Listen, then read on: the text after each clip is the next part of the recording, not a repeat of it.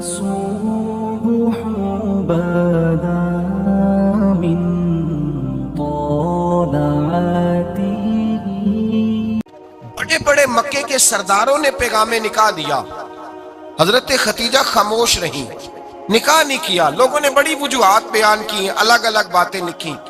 شیخ محقق شاہ عبدالحق محدث دہلوی فرماتے نہیں، اصل بات اور تھی۔ عرب کے اندر سال کے بعد عورتوں کا ایک میلہ لگتا تھا خانہ کعبہ کے پاس، صرف عورتیں اکٹھی ہوتی تھی، میلہ لگا ہوا تھا۔ ایک تورات جاننے والا یہودی عالم بھی آیا ہوا تھا، وہ بیبیوں کے مجمع پہ نظر ڈال کے کہنے لگا، بیبیوں مرد کا کام تو کوئی نہیں عورتوں کے مجمع میں بات کرنا، لیکن میں تمہیں ایک پیغام دینے لگا ہوں۔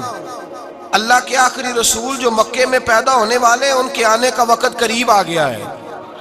وہ بیوی بڑی خوش نصیب ہوگی جنہیں ان کی رفاقت ملے گی۔ عورتوں نے جب دیکھا کہ مرد آ گیا عورتوں کے میلے میں، تو انہوں نے ڈانٹا جھڑکا، کہا چل اٹھا اپنی کتابیں اور نکل جا۔ حضرت خدیجہ کہتی ہیں باقیوں نے ڈانٹا، پر میں نے بات پلے سے باندھ لی، میں نے پلے سے باندھ لی، اور میں انتظار کرنے لگی کہ اللہ کرے وہ نصیب میرے ہی ہو، اللہ کرے مقدر میرا ہی کھلے۔ آپ فرماتی میں تسبیح پڑھتی، درود پڑھتی، میں اس زمانے میں جو اللہ کا ذکر جس طرح ہوتا تھا وہ میں شروع کرتی، اور جب فارغ ہوتی تو میں التجا کرتی کہ اللہ میرے نصیبے کھول دے۔ کہتی ہیں آہستہ آہستہ آہستہ آہستہ میں حضور کی تعریف سننے لگی، آہستہ آہستہ تعریف سننے لگی۔ نبی پاک صادق ہیں، امین ہیں، سچے ہیں، دیانتدار ہیں۔ اس برے اور میلے معاشرے میں بھی وہ سب سے اعلیٰ بھی ہیں اور سب سے اجلے بھی ہیں، وہ سب سے پاکیزہ ہیں۔ میں سننے لگی تعارف، آہستہ آہستہ میں ان کی گرویدہ ہونے لگی۔ ادھر نبی پاک صلی اللہ علیہ وسلم اپنے چچا جناب ابو طالب کے پاس رہتے تھے، قحط آ گیا، حالات بگڑ گئے۔ حضور سید عالم صلی اللہ تعالی علیہ وسلم سے چچا کہنے لگے، بیٹے اگر مال تجارت لے کے شام جاؤ تو بڑا نفع کماؤ گے، ہمیں ضرورت بھی ہے، اور اگر ہو سکے تو ختیجہ کا مال لے کے جاؤ۔ نبی پاک نے کہا چچا میں نہیں کہوں گا کسی سے جا کے، میں نہیں کہتا کسی سے جا کے، جو میرے نصیب میں ہوگا میرا رب خود عطا فرمائے گا، میں نہیں کہوں گا۔ مصطفیٰ نے تو نہیں کہا۔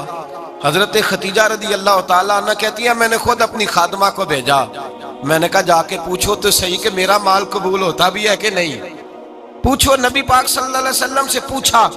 حضرت خدیجہ کی خواہش ہے کہ آپ مال لے کے جائیں، حضور نے قبول کر لیا۔ جناب خدیجہ الکبریٰ رضی اللہ تعالیٰ عنہ کے غلام تھے، میسرہ ان کا نام تھا۔ جناب خدیجہ نے ان کو ساتھ بھیجا، فرمایا تین باتیں ارشاد فرمائی۔ ایک تو فرمایا سارا رستہ غور سے دیکھنا میرے نبی کے ساتھ کیا معاملات درپیش ہوتے ہیں۔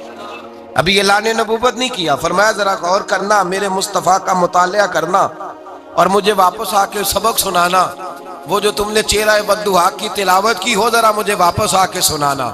جنہاں نے دل بر جانی ڈٹھا ہو اکھیاں ہی تک لیاں، تو ملے ہوں تے ساجن ملیا ہوں ناسا لگ پئیاں، ذرا جا کے نا تلاوت کرنا اور مجھے دکھ۔ اور دوسرا فرمایا تم میرے غلام ہو تو مصطفیٰ کے بھی غلام بن کے رہنا، میں سنتی ہوں کہ کردار کے، افکار کے، نظریات کی عظمت کے بلند و بالا، وہ جیسے کہیں ویسے کرنا۔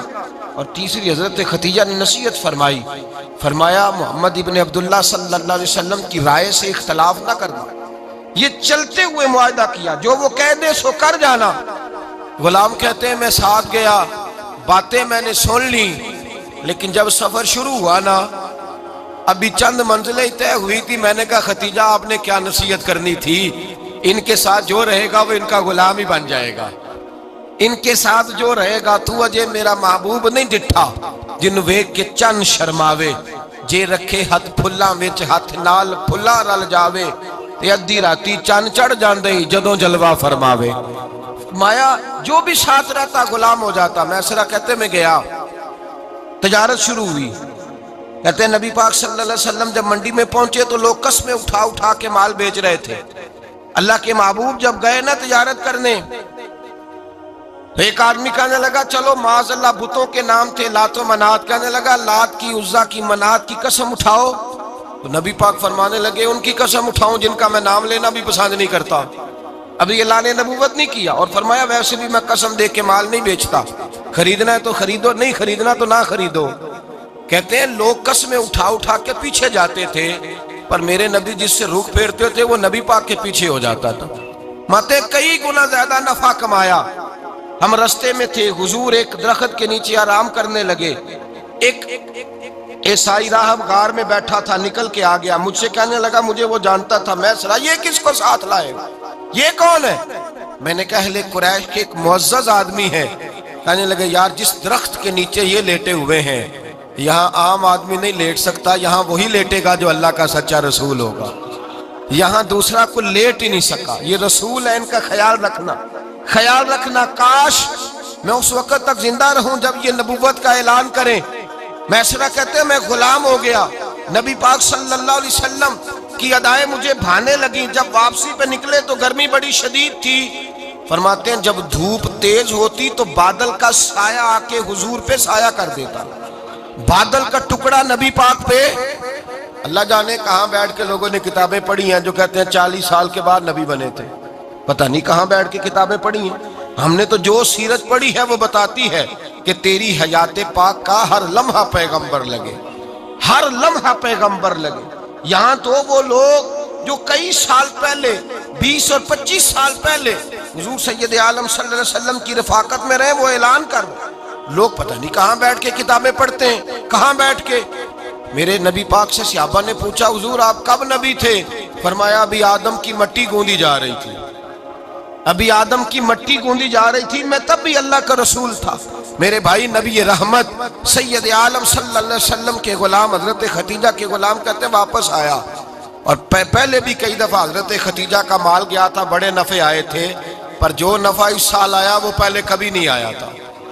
कहते हैं मुझसे हजरत खतीजा की सहेली भी बैठी थी, मैं भी आ गया।